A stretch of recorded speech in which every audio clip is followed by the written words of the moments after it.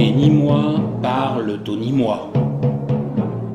Salut à tous, bienvenue dans Paroles de Nîmois.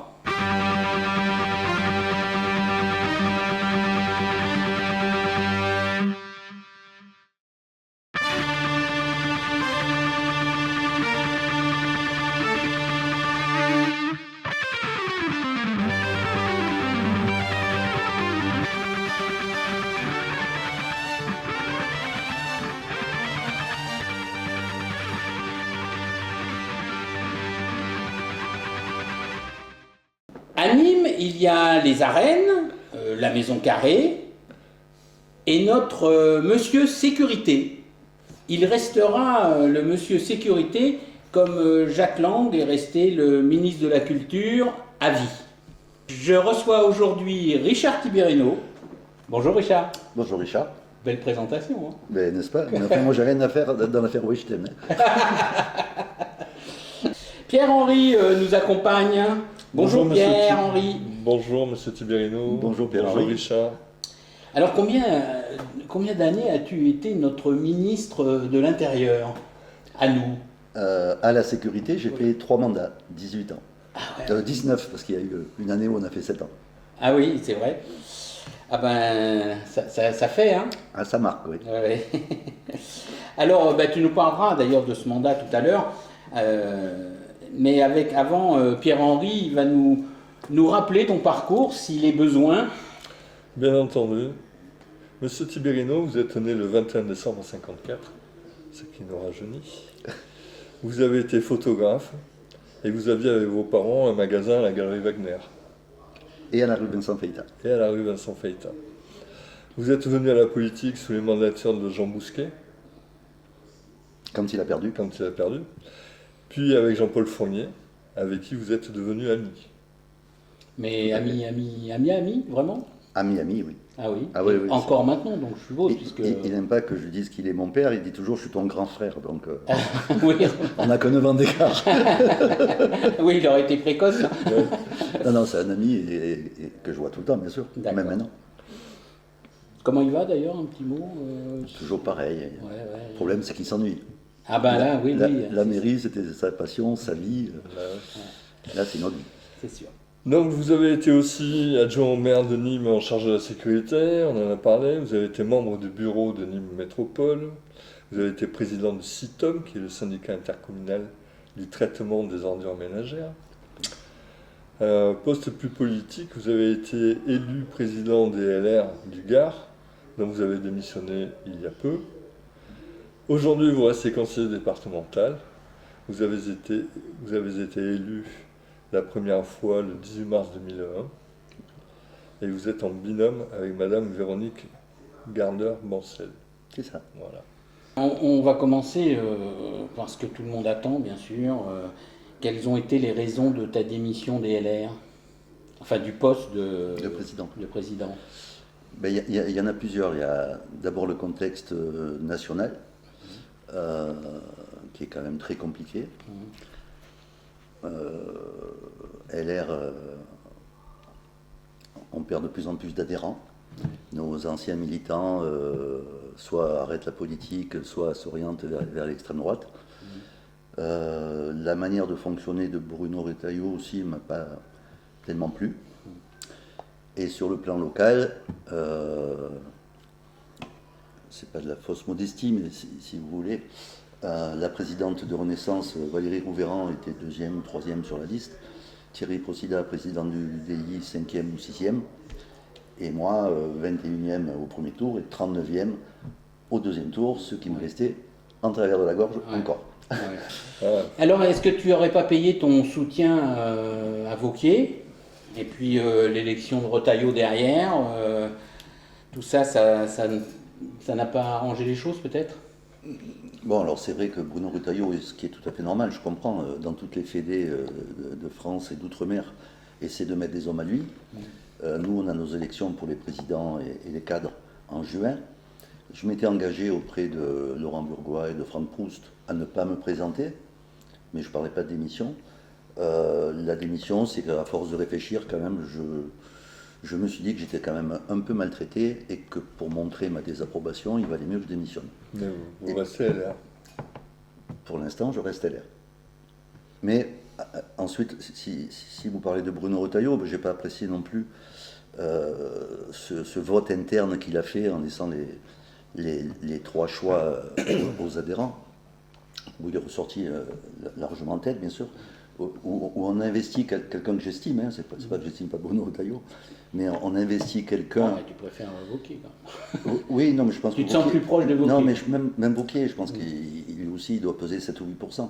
Donc notre candidat, à ce jour, il pèse 7 ou 8%. Donc il y a quand même plein de candidats de droite et du centre qui vont se présenter. Il faut une primaire. Quand vous dites 7 ou 8%, c'est au niveau national. Hein. Oui, au On est niveau d'accord. national. Oui. Les sondages qu'on a, bon, ils pèsent que ça, quoi. Bon, tu nous rassures, c'était pas une histoire d'ego non plus, de pas être sur la liste, tout ça, c'est quand même pas ça. Non, c'est pas une question d'ego, c'est une question de reconnaissance, simplement. Ouais. Et puis d'expérience aussi, c'est-à-dire, moi je veux bien qu'on renouvelle les listes, mais à force de les renouveler, eh bien, on se retrouve avec des listes, pas spécialement ce coup-ci, les coups d'avant aussi. On veut renouveler, mais avec des gens qui n'ont aucune expérience politique. Ce qui fait qu'après, c'est quand même compliqué à gérer au niveau de la mairie. Oui, mais alors Ils ne là, savent pas comment ça fonctionne.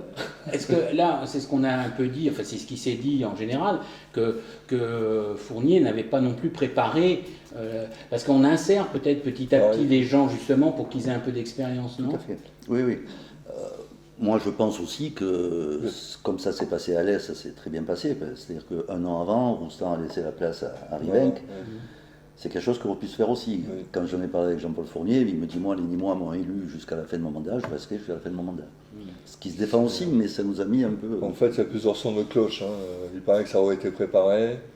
Il y en a qui disent que ça aurait été préparé. Il y en a qui disent qu'il y aurait eu des papiers qui auraient été signés.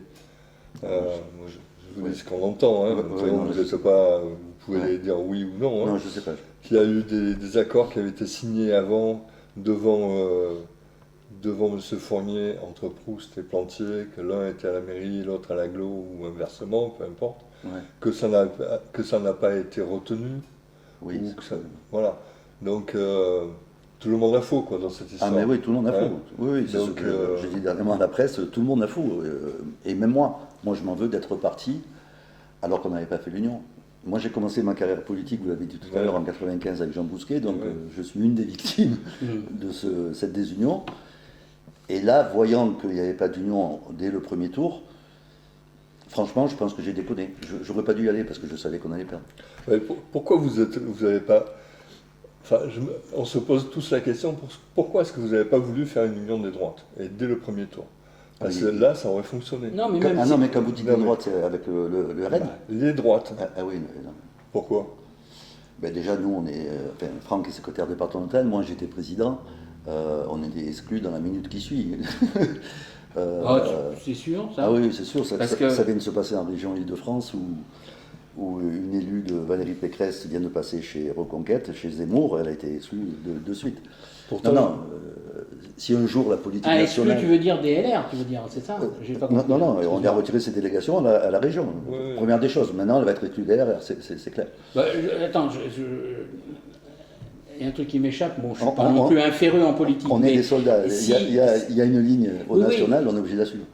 Non, oui, d'accord, mais parce que ce que je veux dire, s'il y avait eu une alliance, par exemple, moi je pense pas qu'au premier tour, par contre, c'était utile, mais au moins au deuxième tour, quand on a vu comment les choses tournaient, je parle pour la droite, bien sûr, avec ce duel qui se préparait entre Bouget et Sanchez. Donc, une alliance là était possible. Est-ce que Proust a fait une erreur et n'a pas choisi le bon allié? Bon, alors déjà, entre le premier et le deuxième tour, je l'avoue, j'ai dit à Franck, j'ai pas fait campagne. Je savais qu'on allait perdre. Et c'était vraiment une alliance, et on a bien vu sur les réseaux sociaux, les commentaires et tout, personne n'a compris. On s'est tapé dessus pendant un an, et d'un seul coup, on se ralliait à Julien Plantier. Non, la norme en politique, il y a une certaine morale.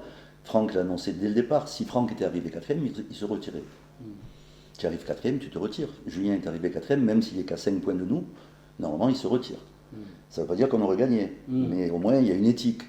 J'arrive quatrième, je me retire. Je ne cherche pas à recoller les morceaux, alors qu'ils sont bien décollés, quoi. Ouais. Pourtant, je vous ai entendu dire dans une interview, les électeurs voulaient l'union des listes de droite, mais pas nous. Donc vous ne pensez pas trahir vos électeurs et trahir les Nîmois. Pour moi, c'est ça. Hein. Oui, non. Parce que vous avez, en refusant cette union, vous avez trahi les gens qui la voulaient, donc les Nîmois qui étaient favorables à cette union, et de ce fait, vous avez laissé gagner Vincent Bouget. Oui. Donc c'est une trahison. Non, c'est pas une trahison, c'est une ligne directrice. Qui est mauvaise. Dans la même interview auquel vous faites allusion, j'ai bien dit, tant qu'il y aura un membre de la famille Le Pen au Rassemblement national, moi, à titre personnel, c'est pas quelque chose qui me tentera. Il faut quand même savoir, on a tous une histoire. Le PS, son histoire, c'est Jean Jaurès. Les communistes, c'est Marx, mais c'est aussi Staline, avec des millions de morts.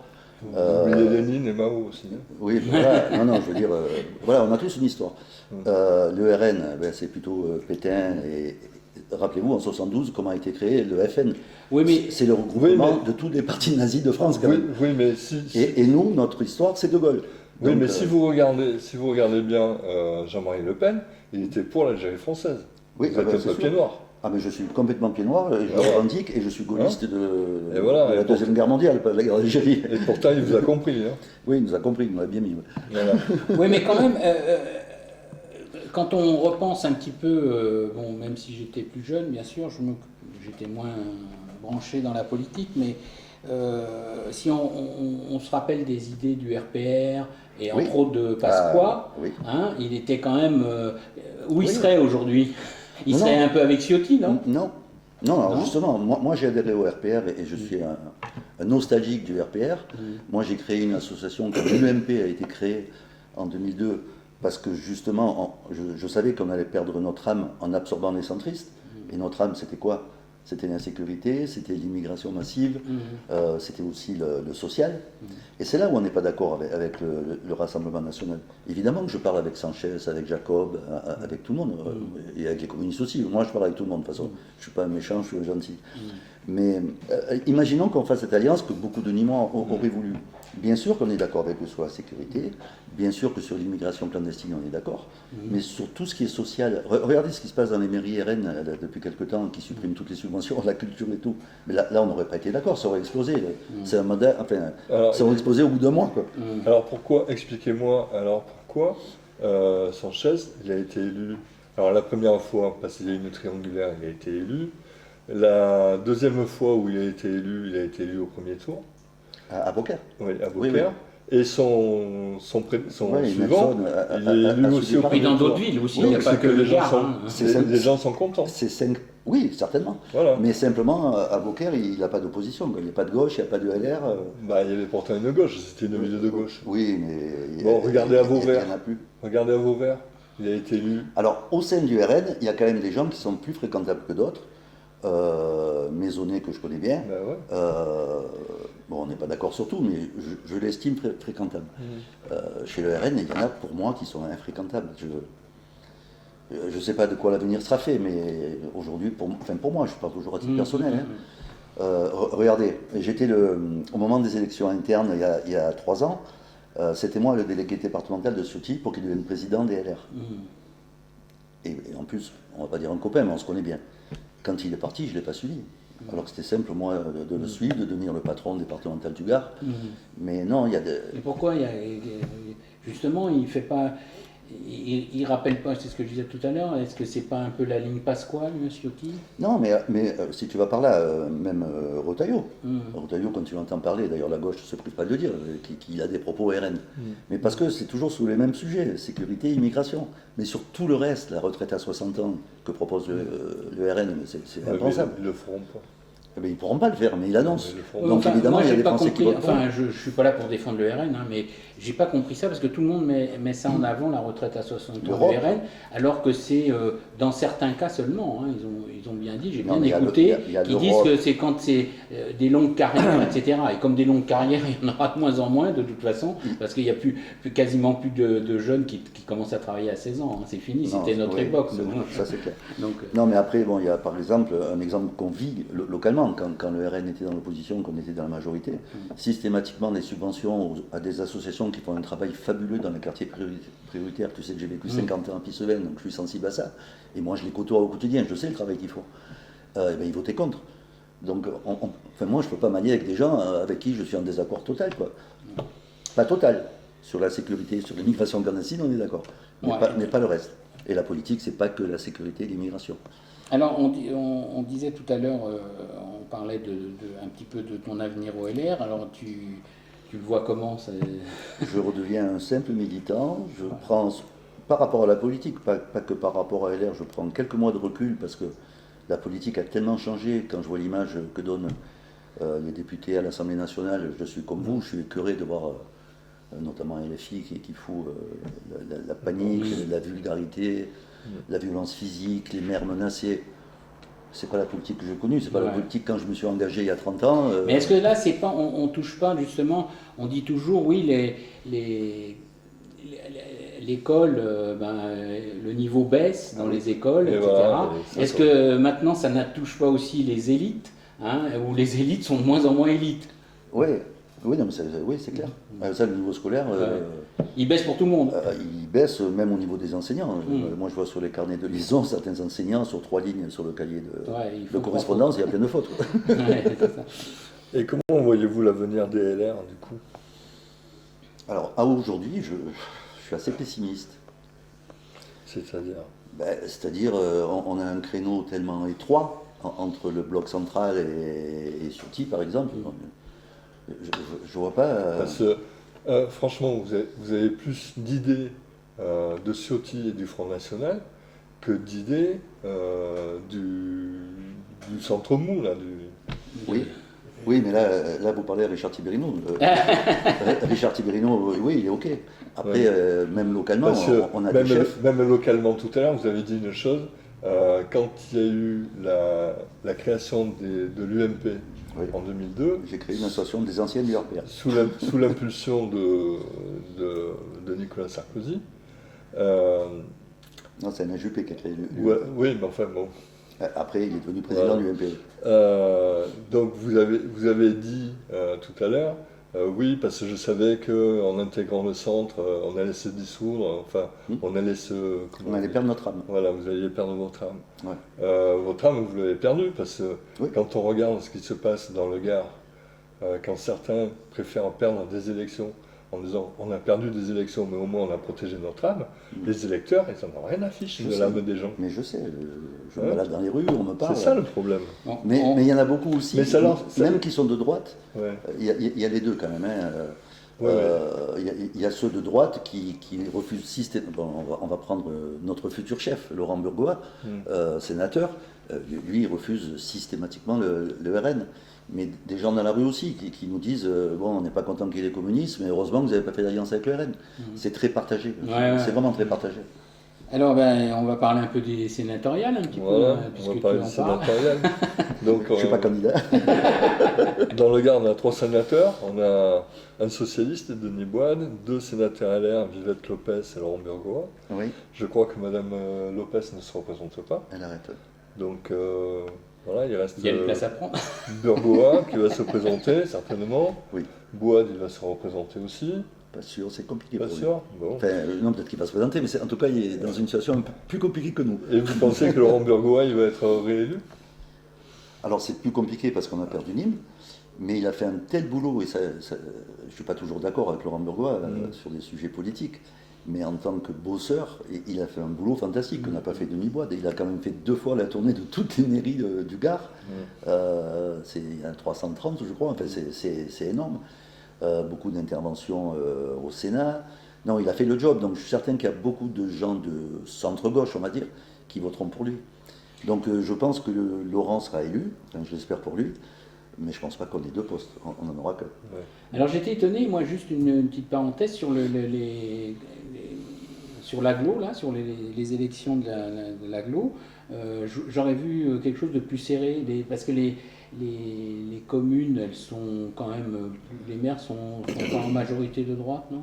Non. Même s'ils ne se désignent pas officiellement. Il y a de tout. Par exemple, l'Aïs-Gardonninque, où il y a 12 communes, 11 ou 12, c'est que des communes de gauche, par exemple. C'est eux qu'on a absorbés en dernier. Marguerite, il est de Mauvaise gauche. pioche. Mauvaise pioche. Non, il y a de tout. Tu parles de l'agglo. Le seul point d'interrogation, mais moi je me demande, c'est que le RN a fait 11 voix de plus que ceux qu'ils ont d'élus. Donc il y a des maires qui n'affichent pas qu'ils sont RN, mais qui ont voté RN. Oui, Il y en a 11.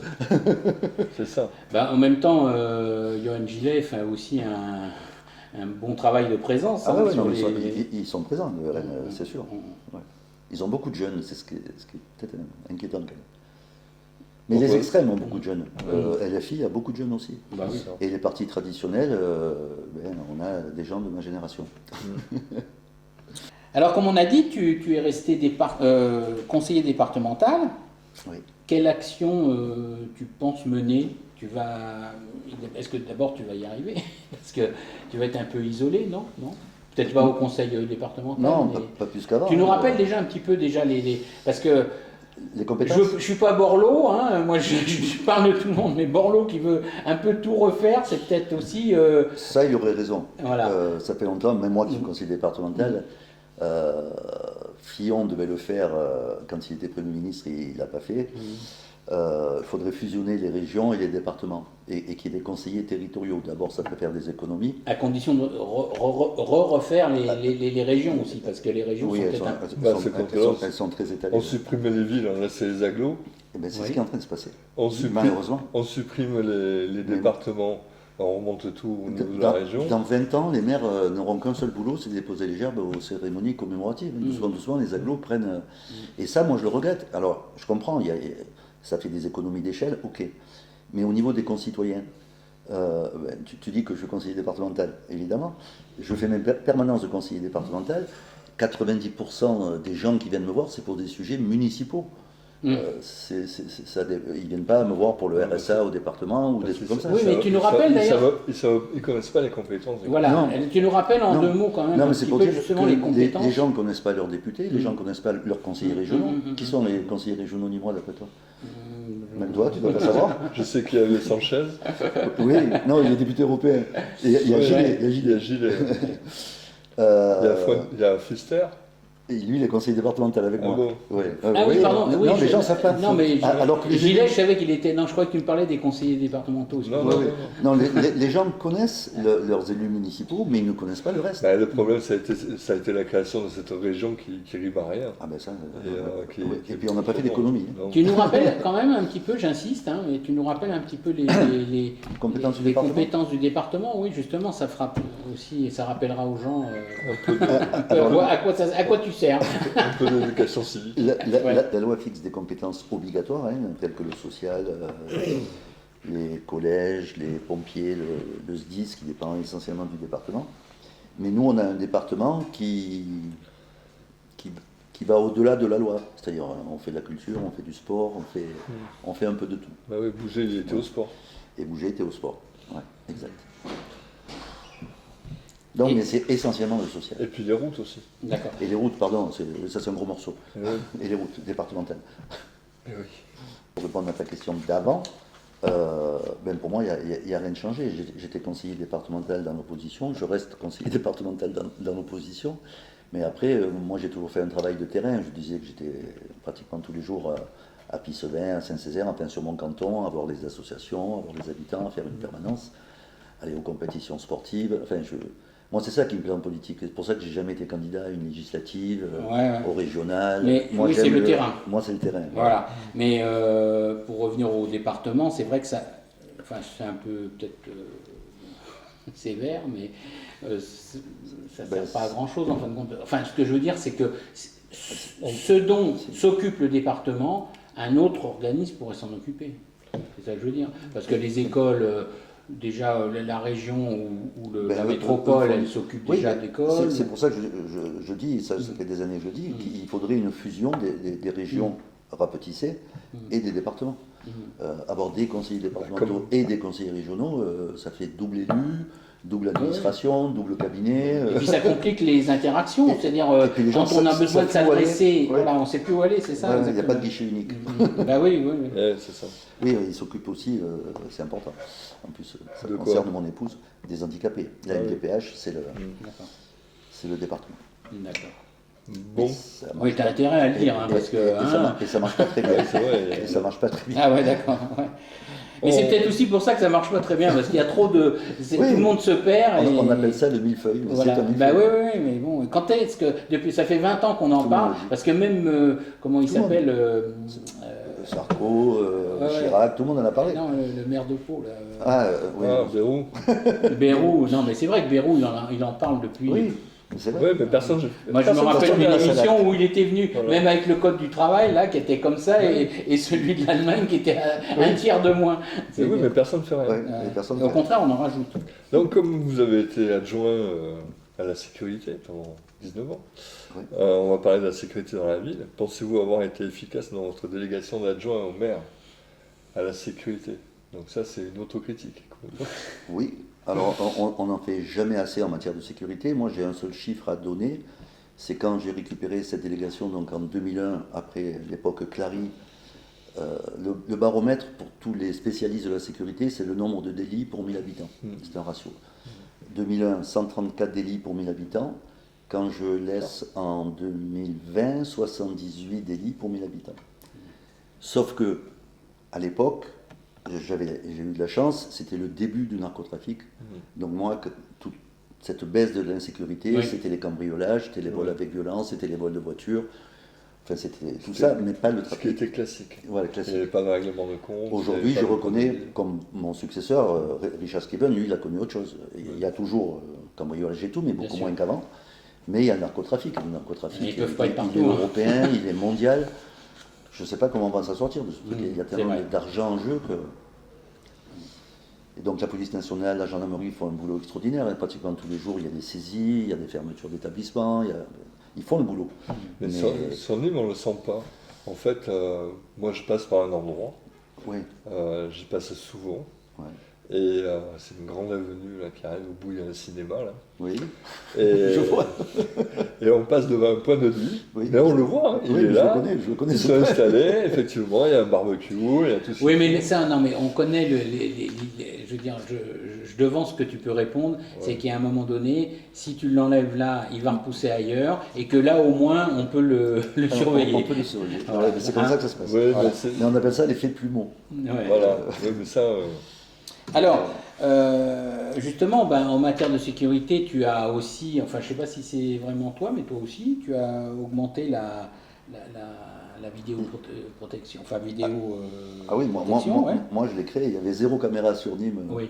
quand je suis arrivé, et il y en avait pratiquement 500 quand j'ai laissé la Son sécurité. efficacité, qu'est-ce que tu Ah, en on pourrait- penses?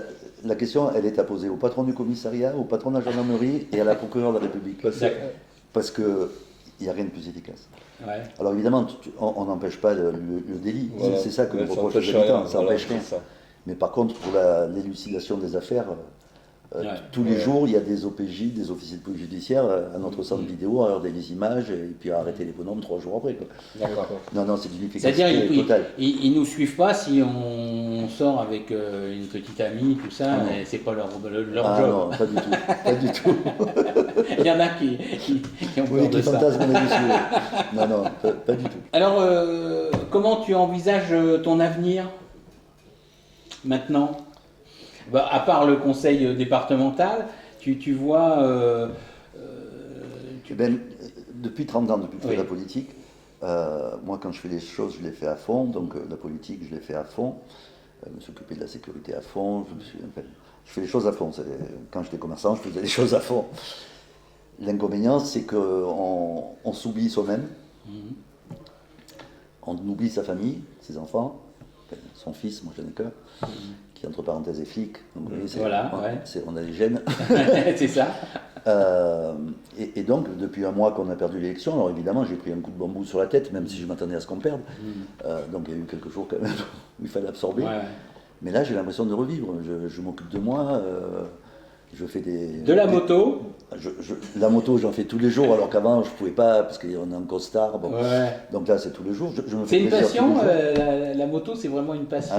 Ah oui, la moto, moi, c'est un moment de liberté, même si je fais que 10 km, mais c'est un moment de liberté. Mais c'est vrai que pour en avoir fait un peu, c'est vrai que c'est curieux cette sensation hein, Ah ouais. qu'on a quand même. c'est peut-être parce qu'on n'est pas enfermé dans une voiture, Ouais. hein, c'est peut-être ça. Alors, Mais... c'est le danger aussi. Oui, c'est le danger aussi, mais seulement on a vraiment c'est une sensation de liberté, c'est vrai, comme tu dis. Et tu es juste un petit mot quand même. Alors là, tu es un monsieur, puisque tu es en BM, c'est ce qu'on dit toujours hein, sur les motards BM, c'est des messieurs. Non, alors moi je suis un fanatique de Harley, j'en ai une, Oui. mais à mon âge, j'ai les jambes Le biker. qui sont pas assez solides, Ah parce que ouais. c'est des motos qui font 350 kilos. Pourtant, il y a une association, là, des Harley Davidson, dont je t'avais parlé d'ailleurs. Mais les bikers, ils ont tous mon âge. C'est ça. Ah ouais, c'est pas des jeunes de 20 ans. Hein. Non. De toute façon, déjà rien que le prix de la moto, Oui, déjà, oui. ça calme. Non, je me suis mis à BM. En plus, bon, le chef des ventes chez BM est un ami, donc, et j'en suis très content. Ouais. Et sinon, ben, ce que je fais, oui, donc maintenant, je vois plus souvent mon fils qui habite à Aigues-Mortes, mon épouse, quand elle sort du travail, ben, je suis là. Voilà. Elle aime aussi faire la moto, derrière toi ou... Alors, au début, elle en faisait, malheureusement, elle a un petit souci dans les jambes qui fait qu'elle ne peut pas faire de moto. Donc, j'en fais en solo. Ah, d'accord. C'est dommage. Et puis, je n'ai pas encore eu le temps. Je compte bien me remettre à la photo quand même. Ah oui, ouais, bien c'est sûr. vrai, Parce que la photo, ça a été mon métier, mais c'était surtout une passion que j'ai complètement délaissée pendant 30 ans. Donc j'ai même plus de matériel, j'ai tout vendu à l'époque. Donc je commence à regarder les occasions. Voilà, ouais. Et je demanderai à Vincent Bouger l'autorisation de faire une expo. Voilà, c'est ça. Tu me diras, on viendra, je ferai un reportage sur les expos. Mais la photo, c'est devenu très difficile. Hein, parce que maintenant, depuis que tout le monde peut faire des photos avec son appareil photo, tout le monde se prend pour des photographes. Mais, c'est pas méchant ce que je dis, mais il y a une différence entre faire une photo comme ça, entre amis et machin, ou un selfie, et faire de la photo. Hein, c'est pas la même chose. C'est pas la même chose. Merci Richard, en tout cas, pour la sincérité de tes réponses. Hein, c'est toujours un plaisir. Merci pour votre accueil à tous les deux. Voilà, de te recevoir. Merci Pierre-Henri. Monsieur Tiberino, à bientôt. À bientôt, avec plaisir. Richard, au revoir. Adieu. Adieu. Allez, merci de votre attention. On se retrouve bientôt. À très vite. Salut. Voilà. T'es pas obligé de parler quand je fais mon final. Quand je dis salut.